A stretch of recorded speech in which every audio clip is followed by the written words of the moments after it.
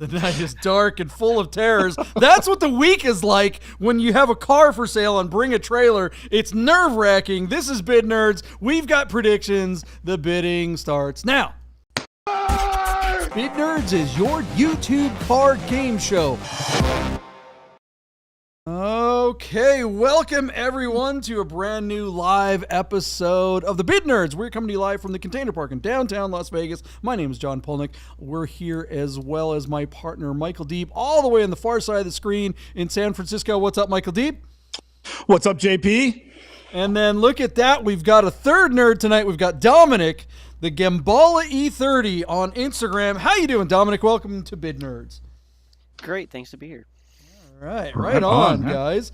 Dominic is visiting us all the way from the East Coast. It's way past his bedtime, so let's keep it down. Yeah. That's the thing. A lot of the nerd, for those of you, there's a bunch of people watching live, and we always shout out the Nerd Herd. They are the best. And the best way to watch this show is to watch it live. We do this twice a week. This is the channel where we analyze listings from Bring a Trailer, Cars and Bids, and P-Car Market. We make predictions, and we always start off every episode by going over the predictions from the last episode. And boy, that can be scary. The dark side of Bring a Trailer is kind of the overall theme tonight. Shill bidders, ghost bidders, are they real? We're going to talk a little bit about that, but let's get right to it and start by getting into the first prediction we made on the last episode. What car was that, Michael Deep? All right, JP, we are going to circle back to the 2018 Porsche 911 Carrera 4 Coupe that was listed on Cars and Bids. Our car was listed out of Wellington, Florida on a clean Florida title showing just 25,000 miles from new. JP, this particular car has a 7-speed manual transmission, which is cool. It's a base Carrera, which is not. It's also all-wheel drive, which, again, I don't know why you would need that in Florida. I mean, I know it rains, but give me a break. But the big thing here, JP, is we got a low-mile 991.2 with paint-to-sample Riviera Blue, and we wondered aloud if the Riviera Blue and some cool aftermarket wheels would carry this car to a retail value that might touch 6 figures. JP, without further ado, we check in with our buddies at classic.com, and they tell us that the average selling price of a C4 manual base Carrera is typically $99,000. Our car having low miles, that stick, and the Riviera Blue I thought would break 6 figures. My bid, $104,000. JP, you took the under. $99,991 was your bid, going basically right on with classic.com's average. Dominic, we throw it to you. We know you're a car guy. We know you know the difference between Bring a Trailer and Cars and Bids. Any love for a paint-to-sample base Carrera with a manual transmission? Does Riviera Blue get it up for you, or do you just look at this and go, who cares? It doesn't have an S. It's not a GTS. It's not a GT car. Nobody cares. What do you think about the car? And give us a bid. I think it's a perfect Miami car. The color is absolutely amazing for Miami. You know, it's already down in Florida. And you're looking for, my wife wants a sporty car to think she's cool. So some guy could try to buy it for a trophy wife. And maybe get in an ego match. Yeah, especially with the Florida basketball plate on it. So I'm thinking maybe like 102, 103. 102, 103. Number. You get one number. 102. 102. All right. Not bad, Dominic. He's up there near me. JP, our car hammered for $96,500 where it's sold on 14 bids. JP, when we take that number and transpose it against classic.com's average at 99, basically only $2,500 away or $3,500 away. Somebody help me with the math. It's sold on 14 bids. JP, I am shocked that Riviera Blue didn't offer this car some sort of premium in the secondary market, similar to what Dominic was just saying, especially considering the region this car was sold in. Do you think that premium would have existed on a different platform, or did Cars and Bids squeeze every penny that was available for a who cares basic Carrera? What do you think? What do you unpack from that? Yeah, no, this is definitely a platform. I'm not going to say a platform fail because this car didn't fail. It actually sold. That's great. Yeah. It brought a fairly good number, but I do think this car could have brought up to $10,000 more on BAT. Now, look, Cars and Bids did everything they could. They went out to the customer, the seller, and said, hey, try to take some decent pictures here. And the seller did an honest job, but the assets are not fantastic, but they're good enough to have brought more money on a platform that gets more eyeballs when it comes to Porsches. There are cars that do well on Cars and Bids, but Porsches aren't one of them. I don't think we've ever seen a Porsche get the premium money on Doug DeMiro's site. This car, I love it. And, the thing is, when you get into the .2 991s, you have, all the engines are 3 liters and they're all turbos. Unlike the previous generation, you get a 3.4 and then you get a 3.8. So you get a really big difference between the base model and the S-Class. So you get a big power bump by getting that S model. Whereas with these turbo models, even with the base model, these have snap. And with an $800 Cobb tuner, this thing will freaking rip. So I think if you're in the .2 territory, I don't see a whole lot of value in buying an S. Really, the sweet spot for the .2 991 is the T model, but that's a whole other story. This car with the great color really should have brought a premium. Didn't happen on Cars and Bids. Cars and Bids is trying to step up their game. If they get their sellers to step up their assets game, meaning step up their photos and their presentation, they're going to start to see more money for the cars that are listed there. All right. What does the nerd herd think here? Do we have any comments out there? 14 bids ain't much attention. Yeah, there you go. Yeah, that's I true. think the C4 didn't help it either, but yeah, JP, you made a comment saying that they don't get a premium number. They're not getting the big retail numbers on Cars and Bids, and that might be fair to say. I will say this. You and I covered a 997 GT3 that didn't sell at Hammer, but then they listed that they took an offer post-Hammer and sold the car later. And I feel like ever since we saw that, we've been paying very close attention to what Cars and Biz is doing, and they are selling more 911s, which they hadn't before. And I feel like, at least to our attention, and man, who pays more attention to the site that doesn't work there than us? Right. Maybe Chris Carbine.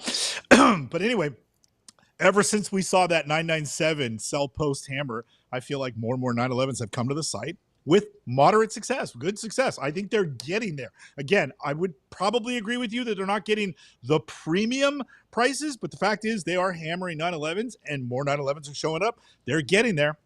Philip Craig says it best, 14 bids. That means it just didn't have enough eyeballs on it. This car just didn't have enough this car on BAT would have had 10 times the views, just because there's that many people on the platform, and which means this car would have gotten more likely to be in front of someone that wants that premium color. Dominic, what do you think of the result? I mean, it's a little low. I think Cars and Bids with, again, the not much attention has something to do with that. It's almost the perfect daily driver, though. You're not, you can have fun with it, manual it. It's all-wheel drive, so you don't have to worry about weather. Yeah, Everything great car. JP, I'm gonna start arguing with you just for fun. Let's do it. So this car got 19,948 views, and I would say that I don't know that they would get maybe just over half of that to 3/4 of that number had it been on Bring a Trailer, particularly with these sort of poor assets. I think this car would have got somewhere between 8 and 15,000 views if it were on Bring a Trailer. What is interesting, JP? Well, hold on, before you go on. Why do you say that? How do you quantify that? Because I just pay attention to the view count as we are listening. That's my job. But for me, no. How do you know it would get more views on the other platform? No, I don't think it would get as many views on the platform. It got 19,948 views on this listing, and the reason I think that it did is because Cars and Bids has so few cars to sell, so few lots, that the traffic that they do get open up almost every interesting car that they have. Whereas on BAT, every day is 150 new cars. You and I are on there all the time. I don't open all 150 cars. I don't have the time. So I only open the cars that are interesting. And so I think, they've got a smaller pool and more people swim. I don't know how to tell you, but this car, I don't think still didn't answer my question. How do you know this car wouldn't have gotten more views if it were on BAT? Because of the poor listing. Because their average view count is closer to 10,000 than 20,000. A car on BAT. Yeah, if BAT gets a car with 20,000 views, It is a very special car that everybody's talking about. And the only reason this car is special is because we're talking about it.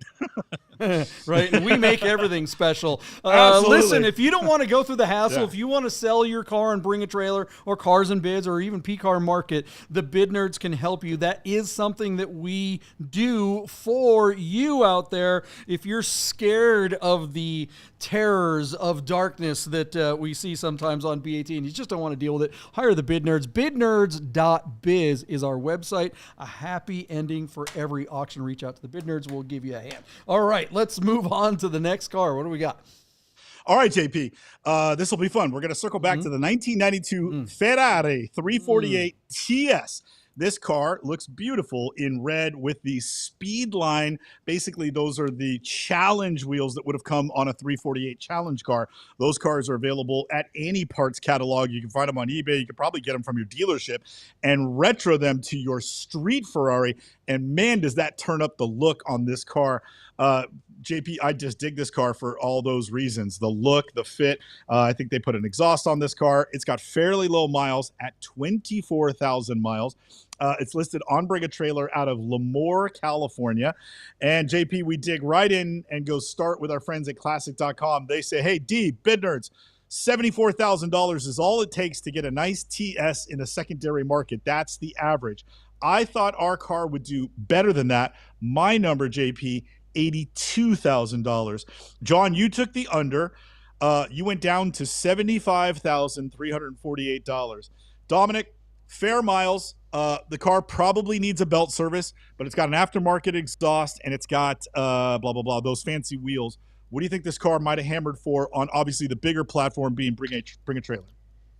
I mean, this is the era of cars that I love. The era I'm nostalgia for, even though I never lived through. I would probably bid more than what the car was worth and do high 80s, but I think it probably went for like maybe 81, 82, about average. Yeah, give me one number. 81.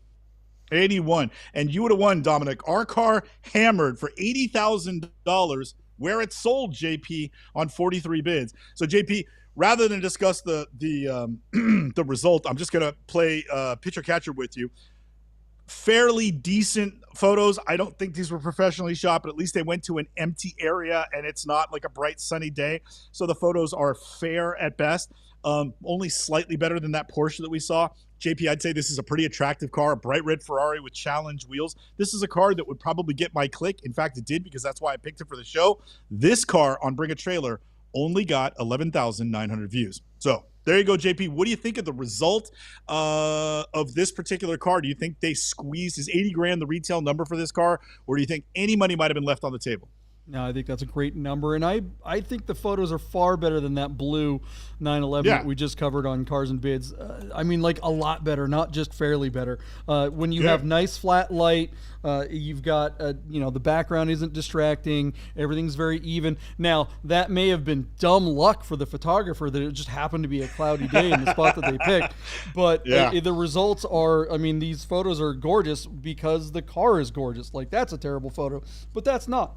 Excuse me. Even though we typically don't like to see dumpsters in the background, that's kind of a big no-no. Avoid dumpsters in the background of your ad. That's just a little free tip from the Bid Nerds. I do love this car, and I'm very curious, Dominic, you mentioned as a much younger guy than us who didn't live through the 90s, why are the 90s cars so attractive to you? It's the last golden era of automotive. It's the rebirth of the late 60s, early 70s, where we had big power, big engines, and you could work on the car in your own garage right before everything kind of got complicated in the early 2000s.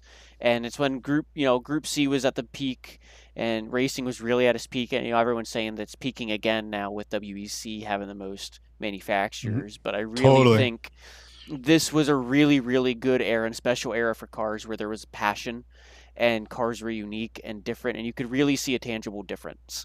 And it's, I never lived through the era, but I grew up seeing it and hearing my parents and my dad that raced during the era really just makes me wish I could have lived through it and, been in my 20s then instead of now. Yeah. Well, that's a great thing about old cars. You can relive the past, whether you lived there originally or not. This car really is gorgeous. I wish it were in my garage. It's interesting that you mentioned that you could work on them, or cars from an era that you could still work on. Most people would clutch their pearls at the idea of working on a classic Ferrari in their own garage. But I have firsthand messed with these 348s, and they are relatively accessible, unlike the 355 just one generation after it, which is a very, very similar car, but impossible to work on in the garage. This one you can actually get to some of the stuff. All right, let us know what you guys think of the results of this 348. And man, I'm still bummed it's not in my garage right now. What's the next car on the list, Michael Deep? All right, JP, we're going to circle back to our last car from the previous show, and it is a 1993 Mercedes-Benz 290 GD pickup that was running no reserve on Bring a Trailer just the other day. Our car was listed out of Fort Lauderdale and is showing 51,000 kilometers from new, 32,000 miles. We did the math for you. JP, it is also worth mentioning that this car previously ran in March of 2025, where it was bid to $54,000, but did not sell at that number. So we wondered aloud, would a second bite of the apple deliver a higher bid, a higher hammer note for this car? JP, you also astutely pointed out while looking at some of the refurbishment photos that the cab of this car, as a rotisserie restoration, looked more like a G-Wagon that might have been fabricated to be the pickup, and that might not have actually been the pickup from the get-go. And so it's obviously very difficult to tell just looking at the B pillar forward of this thing, but clearly this car has been totally repainted, and it's suspect that that bed may not be a Mercedes bed, but could be like an aftermarket bed to make the vehicle that you see here today. That being said, the vehicle looks really, really nice.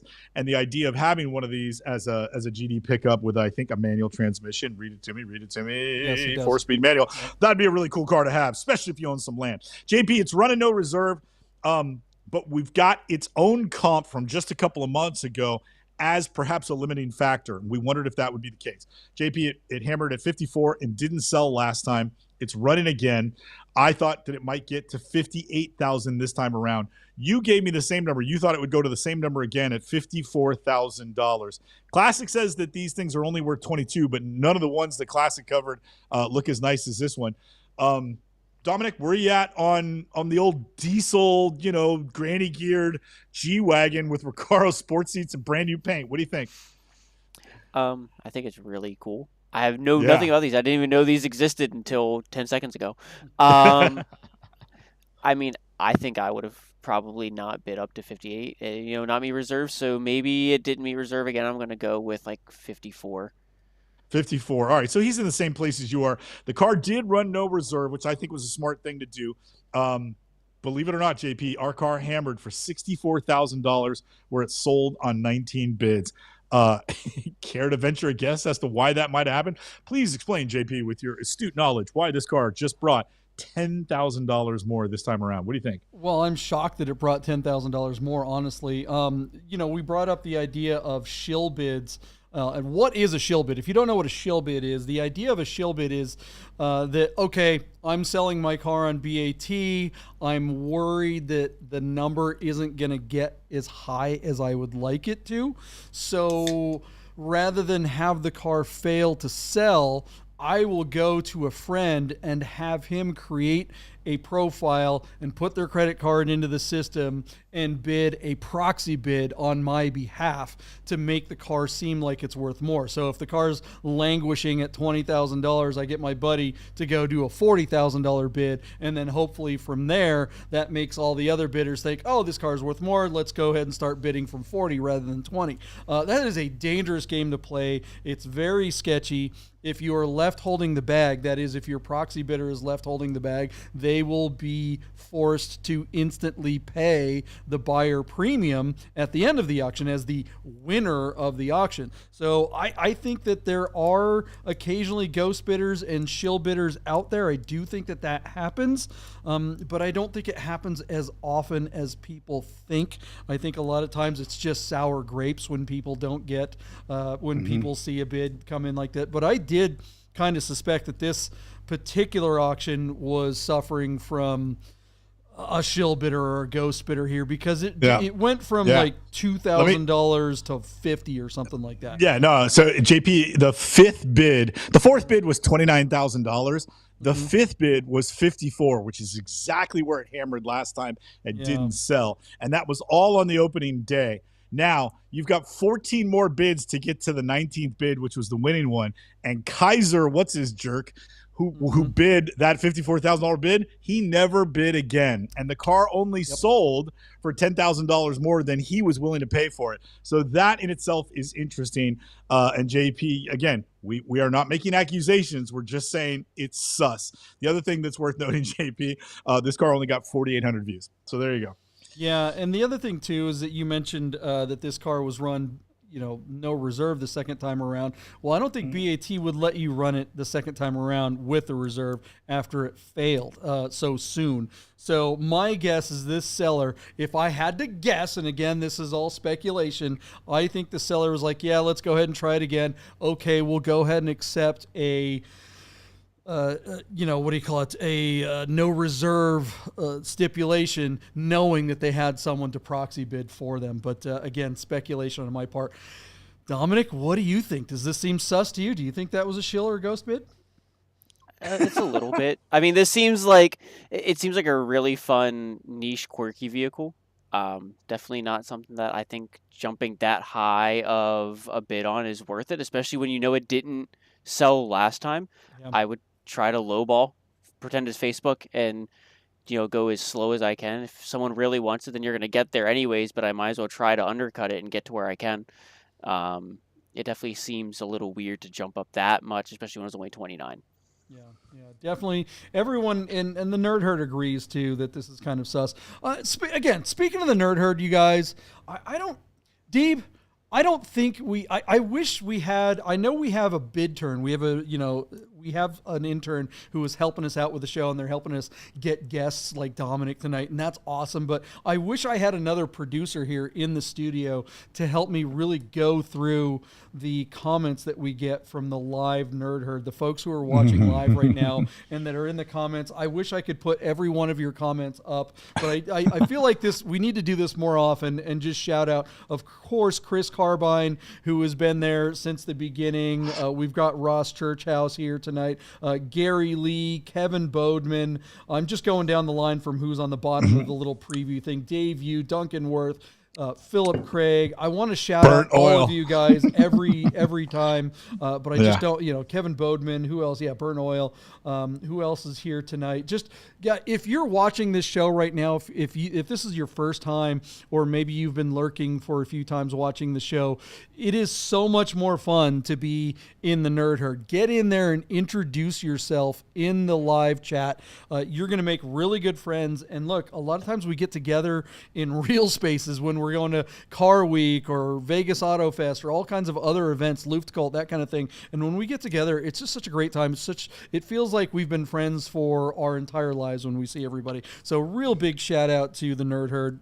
We can't say it enough how much we love you guys and are truly appreciative that you come back twice a week and hang out with us. No, I can't. Watching? That's the problem, Dave. I can't watch. I'm working here.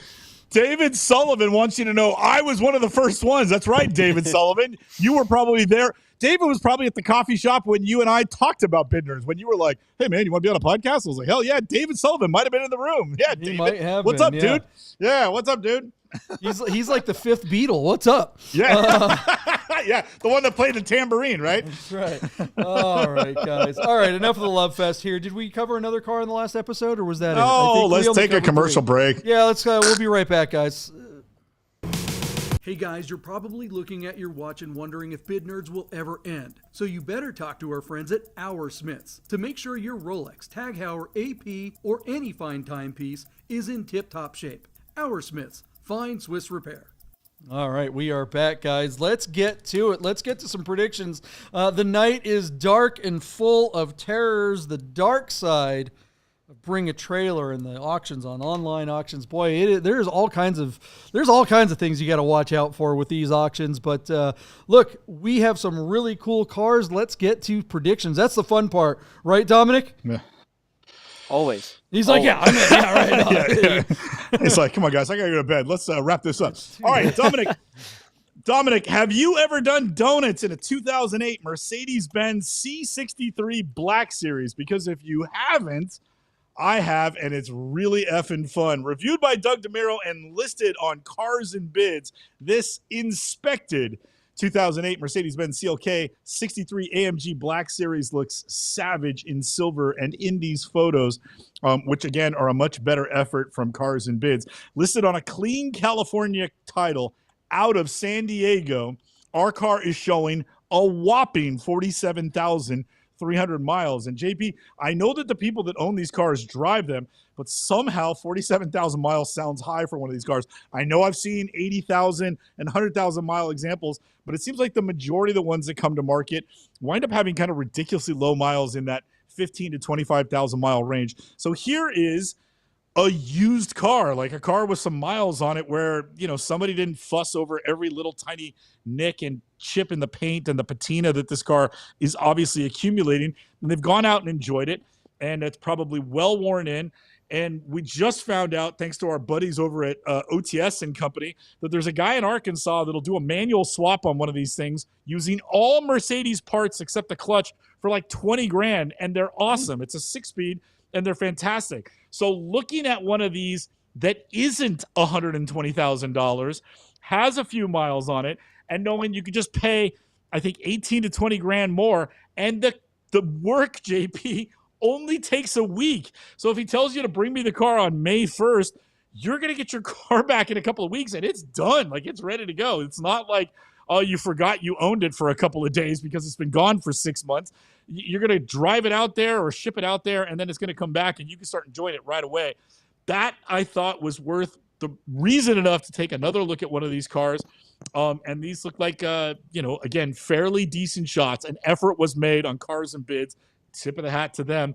JP, what do you think of the Black Series?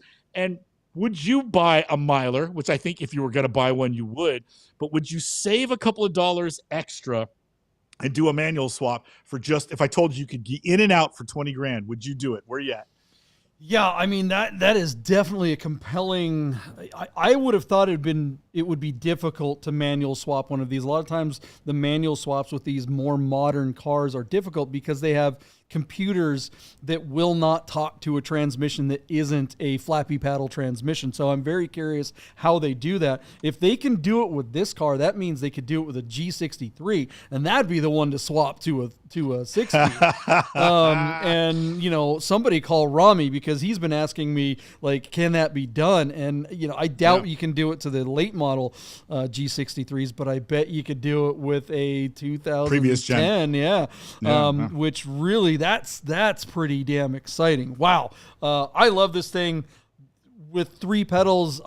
Oh my God. And by the way, I love CLKs because this is one of those cars that doesn't have a B pillar. When you roll the windows down, that back window goes down. And it's almost like a convertible. All right, Dominic, you've been hanging out. You've been chilling. What do you think of this car? And modern 3-pedal swap. That sounds like a pretty good idea. What do you think of this thing?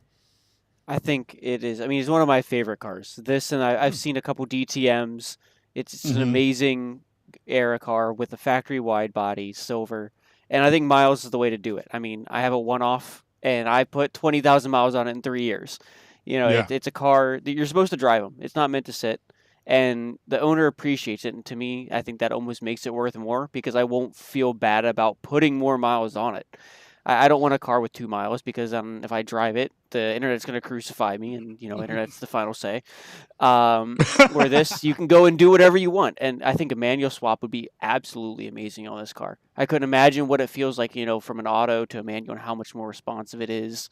It's, you know, it's definitely would make a completely different car, and I think make it worth more. I know Rentec does a couple manual conversions, and those cars sell more after they've been manual swapped than when they were in auto. So it might be worth it, like the Aston Martins, that the manual swap is, in the end, worth it. Yeah, I feel like a manual swap typically on a car that was that was also available with a manual, it it doesn't really increase the value, or at least not that much, like a Supra. Supras came in both manuals and automatics. If you give it a manual, it's not going to be worth as much as an original manual, but it's probably going to be worth a little bit more than an automatic. Whereas this car never came with 3 pedals, so you put 3 pedals in it, and now all of a sudden it's really something special. That's a very compelling thing. But let's get to some numbers. This one is not a 3-pedal car. This one is just a regular automatic. So how much will this one bring, Michael D? Yeah, this one is a 7-speed automatic rear-wheel drive. JP, our car is currently sitting at $76,000. That comes to us by way of just 4 bids. However, JP, with just 4 bids, that comes to us by way of, let me read it to you. With a day to go, it's not closed yet. It's already got 21,255 views, and there's 1,100 people watching it. JP, our friends at Classic.com tell us that the average selling price of a 2008 Mercedes-Benz C63 Black Series, which I believe was a 1-year only production, is $124,000. And I'm going to say the caveat, the asterisk to that little factoid, is the fact that most of the cars that come to the secondary market have probably half the miles or less than our car. Our car is still sitting at 47,300 miles out of San Diego, California.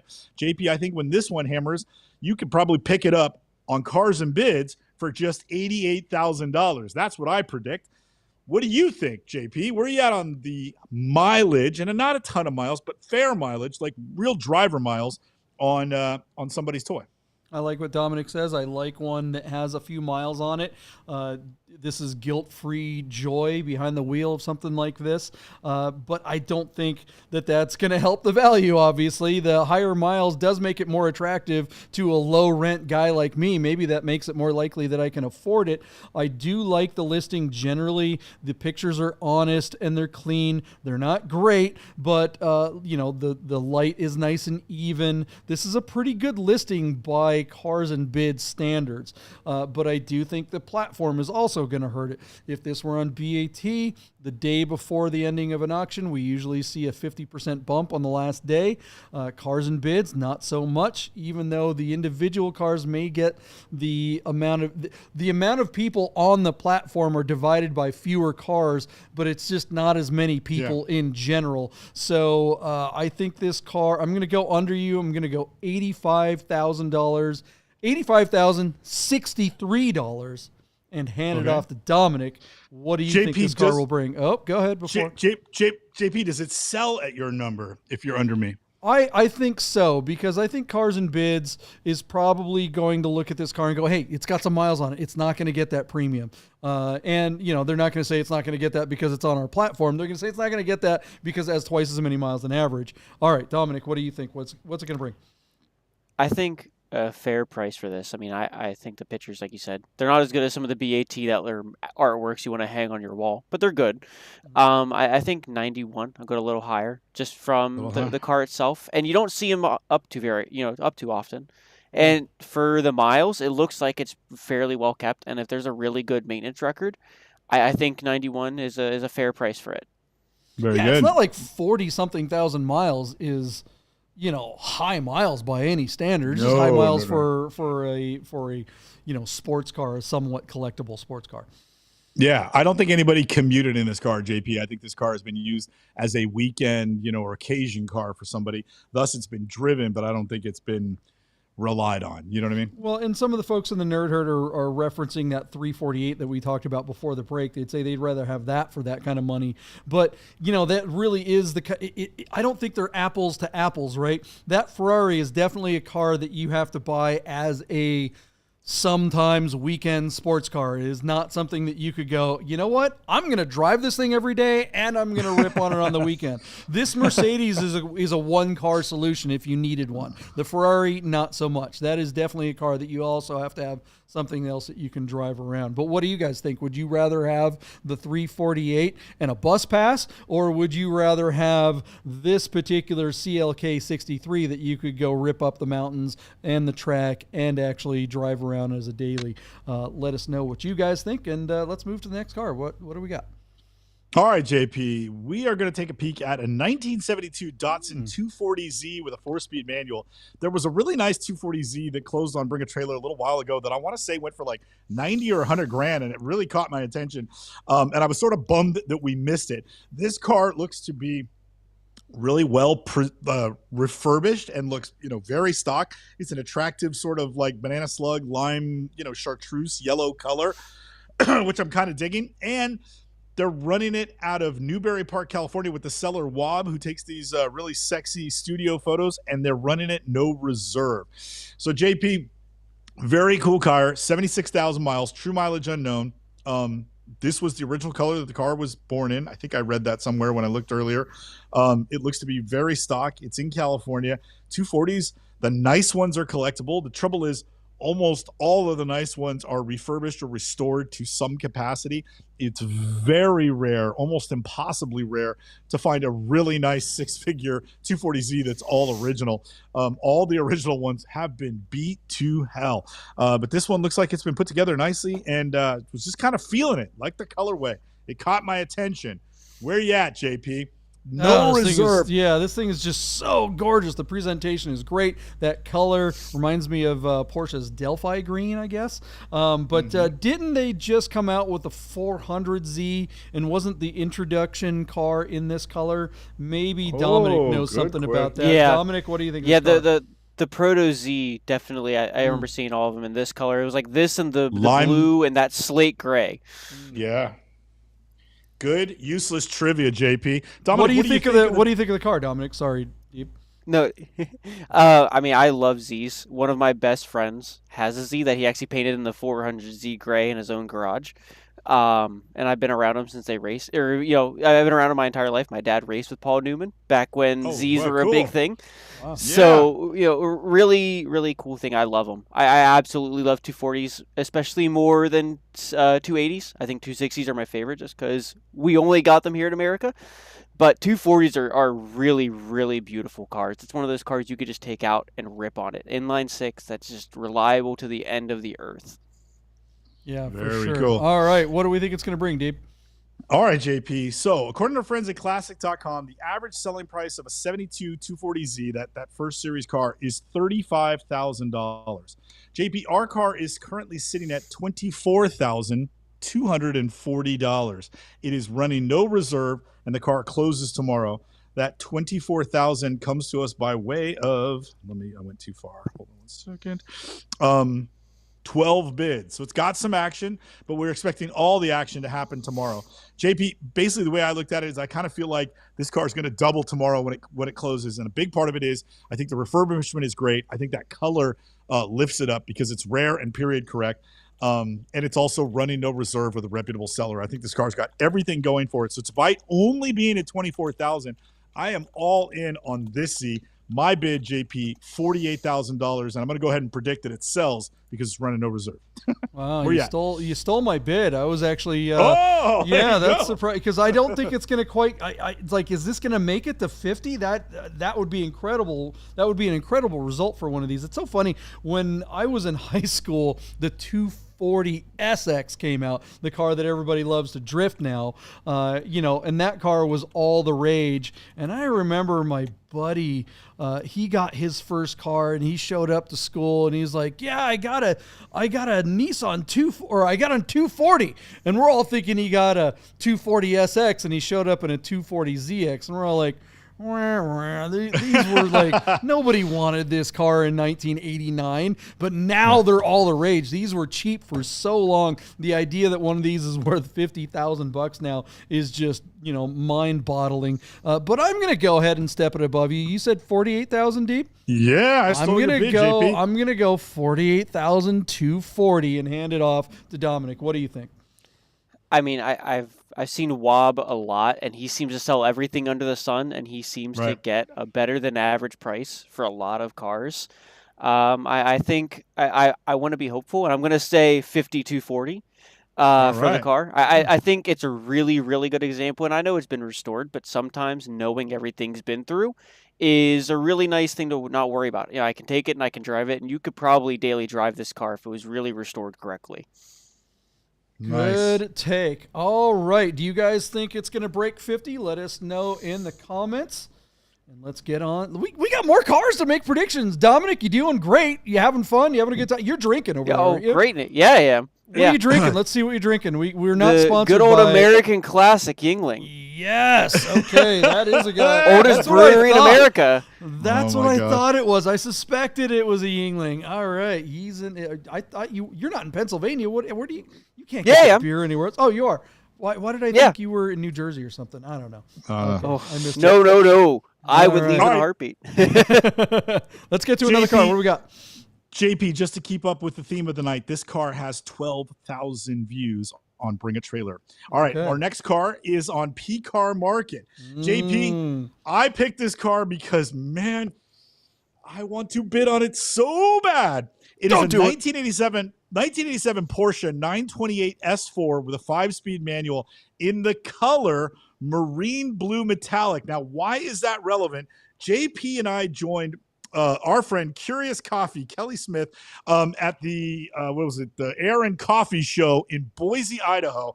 And my best of show car was a G body that showed up in an original color. It was an 87 911 G50 Carrera in marine blue. And so I saw that color, talked to him about the name of the color, and sort of drank it in consciously. And I thought, man, if I was to do a paint to sample touring, I would go marine blue with silver wheels, and I would have the most beautiful car Porsche has ever made. Now we find this marine blue metallic 87 928 S4 on P Car Market with just 60,800 miles from new, listed out of Longmont, Colorado. And the photos are just fair, JP. I think they did a really good job of getting the car out in the middle of nowhere, but I don't think they used a camera. I think they used a cell phone. You tell me. But man, this color, these photos don't do the color justice, but I really dig it. I even like the light interior with the black dash and the black carpets. This is just such a badass, sort of often overlooked car. And it's, at the moment, my current new rare shade of favorite color of Porsche. And JP, you would love this color because it would look black at night. So 50% of the time you own this car, you would just assume it was black anyway. So I really dig this shade, and that's why I'm feeling this car. The thing that's interesting, JP, is that it's on P Car Market, and we don't know if this car is going to hit a retail number. In fact, if we were to guess, I think we'd all say this car will fall short and wind up in the deal tank. JP, this car closes 2 days from now. Just for comparison's sake, our car at the moment has just 3,387 views. So if you want to know why P Car Market is on the struggle bus, they can't even get 4,000 views with 2 days to go on a very interesting, fairly decent shot for their platform, 928 S4 in a rare shade. With the color is in the heading of the listing. So JP, I really like this car. The services on the car are recent. There's poorly taken cell phone videos, but you can definitely hear the car. They do a good job of disclosing that the car sounds good. The shifts are good. These ones are only 5 speeds. I don't think you got the 6-speed until the GTS. Is that right? I believe you're correct. Yeah. Yeah. So it's just a really neat car. It's got like those D90 looking wheels, and it still has like 320 horsepower and 320 pound-foot of torque. I think this is, if you wanted to be a 928 guy, which means you're signing on for high maintenance and probably a lot of mentality out of your car, man, there's just a ton of value in an S4 because it's not a GTS, but it's still got a ton of power and all the modern-ish everything. Obviously, I'm fawning over this car. I dig it, JP. Now, tell me what you like about the listing and then talk me out of buying the car. Yeah, man, this is the hooker on the corner that looks like Heather Locklear. Yes. You're like, whoa, maybe I'll risk it all. Oh my gosh. But you are taking risks with this car. It's hard not to love it. But these 928s are just death traps for your financial stability. Love it. No one wants, even the Porsche dealers and the Porsche mechanics and the Porsche specialists, nobody wants to work on them. If they do, they're charging you more. But yeah, maybe it's worth it. They are so great when they're good. There's almost nothing better. Ah, boy. All right, Dominic, what do you think of this car? Wow. I mean, I love 928s, and I know they're bad, but I absolutely love 928s. You know, They're not bad. They're bad for you. yeah. I always think of the story from Jeremy Clarkson. You know, the chicken was still warm. Yes, That always that's a good comes to story. mind. And you know, I almost bid on one at Sotheby's, Miami. There was a Gambala one with like 70 miles on it. Almost bid on it. And I know that dropped for like 114,000, which I still thought was a low price for that car. Yeah. But this is a really cool Porsche because you can show up with it. No one knows what it is. No one knows the trim level, so you can show up with a base model one, and you can act like you have the top trim because no one ever sees one. Yeah, I think I've seen 2 or 3 in total and doing car show circuits and everything. But this is an amazing color over an amazing interior. I love dark colors over light interiors because everyone does dark over dark or light over light. It's not old man brown over old man brown. It's a really interesting color with a light interior that has been maintained. I think that's a really interesting combo to have, and it's, it looks like someone truly ordered this because they loved the car, which makes it something that might be worth bidding on more than a generic color of a generic color. There you go. Yeah, I mean, I don't think I've ever seen a bisque interior in that condition. Usually, they're almost always just roached out. This is just I can't believe how nice that interior is. Dee, what's it gonna bring? Oh, JP, who knows, man? It's P-Car Market. It's P-Car Market. JP, our friends at Classic.com tell us that 928 S4s, which they don't even come to market that often. They're just $40,000. Our car on P-Car Market, which doesn't close for 2 days, I will give you that. And whoever our last guest was on the show said that everybody, I think it was Anthony Vieira, said that Anthony Vieira was in studio with you over Father's Day, and Anthony said P-Car Market has already educated their audience not to bid, and that all they have to do if they're interested is wait to see what the owner wants for the car when it winds up in the deal tank. I quote Anthony Vieira on that, paraphrasing him, and that is a fantastic take because it's bore out to be true. We've been doing this for a long time now, and that is always the case. JPR car on this platform is sitting at just $18,500. That does come by way of 17 bids, which I'm going to go out and say, with 2 days to go, is a mega high bid count for P-Car Market. But the question is, JP, I think this car is worth way over the Classic.com average. That's what I think it's worth. I think it's worth like probably 60 grand, but I don't think it's going to come anywhere near that when it hammers on P-Car Market mainly for the reason that Anthony Vieira stated just a week or two ago.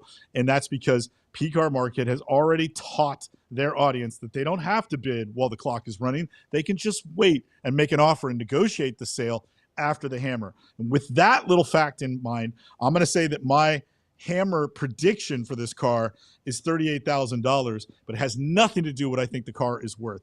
Now, if I could buy it for $38,000, I'll just write the check right now because I dig it. But I have a sneaky suspicion that when this car winds up in the chum bucket or what they call marketplace, it's going to start with a 6 or higher than that number. That's my real prediction. That's where the thinking cap has to be put on. JP, it's at $18,000 with 2 days to go. What do you think it's going to hammer for? Yeah, I think you're right. And Anthony was on to something there, and I think maybe there's one extra piece of information that maybe wasn't explained in that analogy.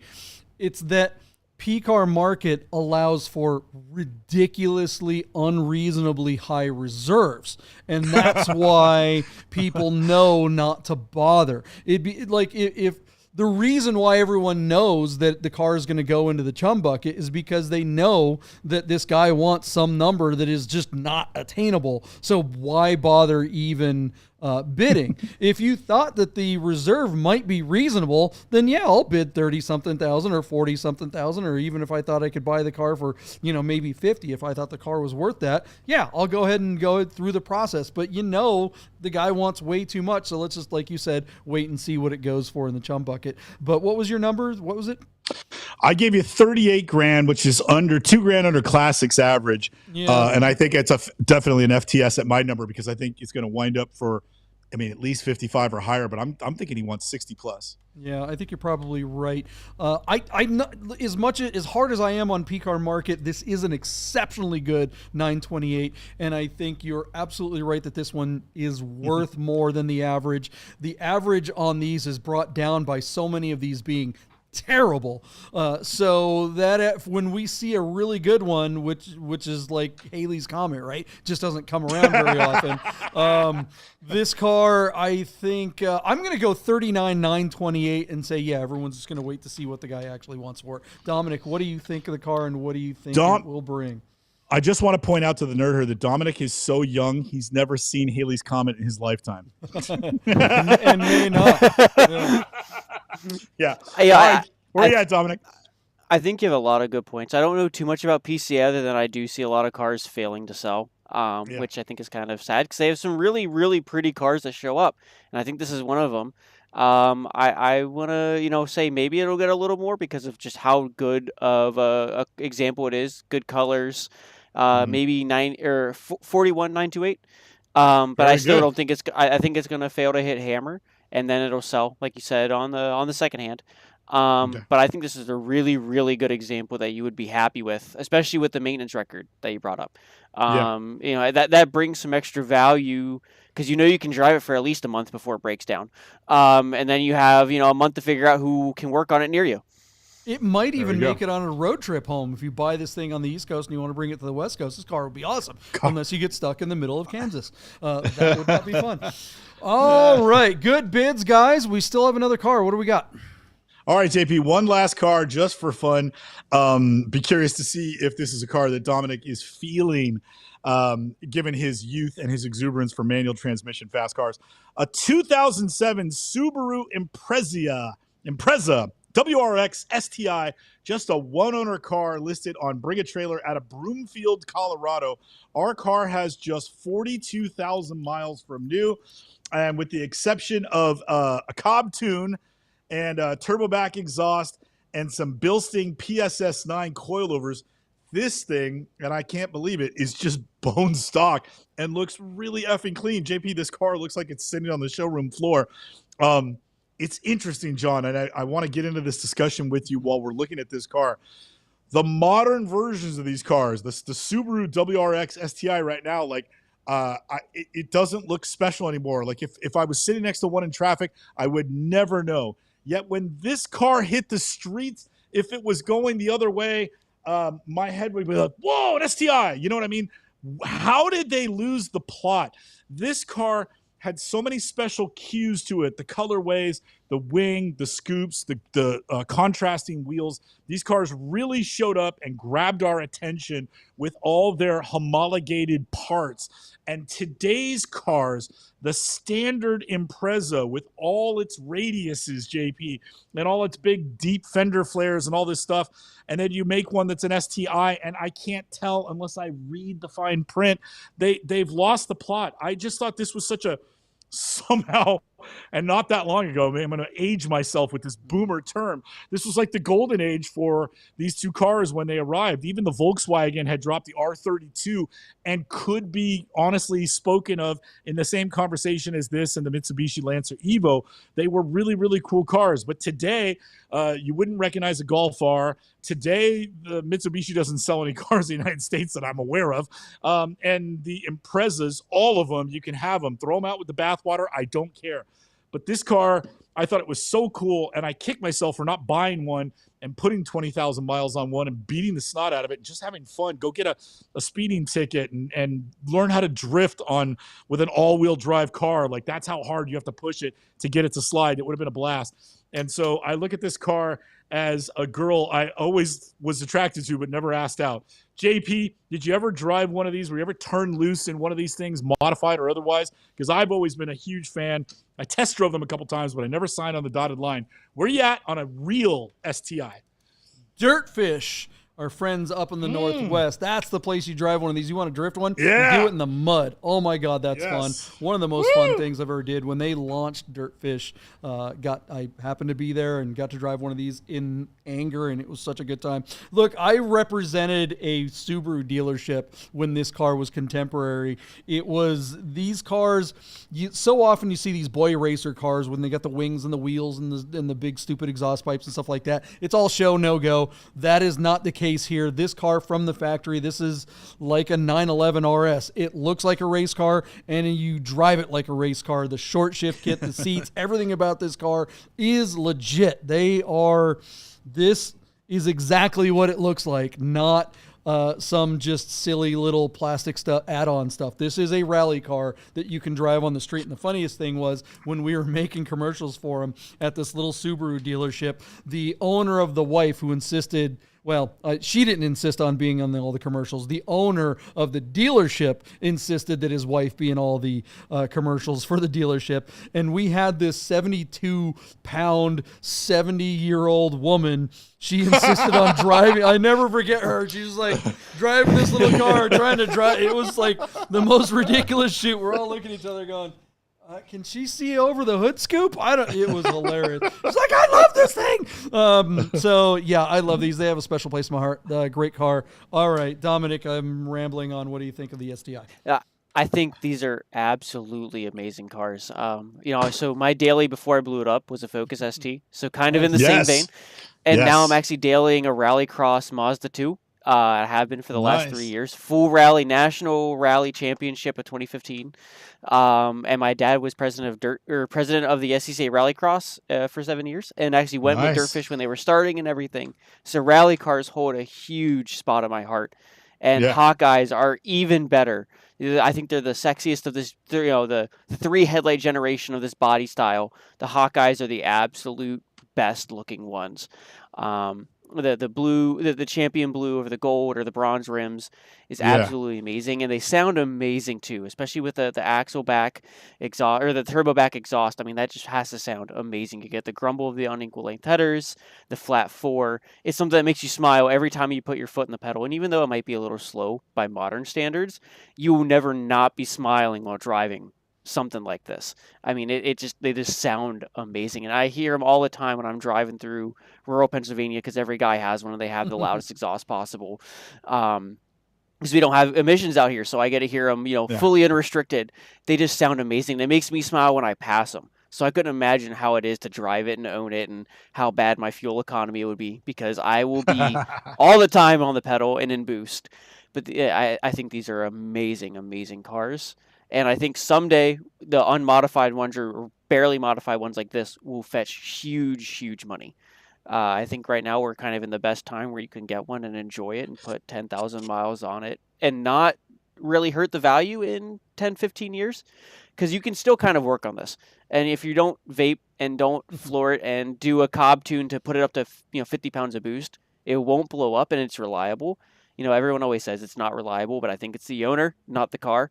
As someone that's blown up their car, it wasn't the car's fault. It was me, and the guys that bought these cars aren't exactly doing the right maintenance, and I don't know if they can afford them. So if you can get a good, clean one, you can really enjoy it.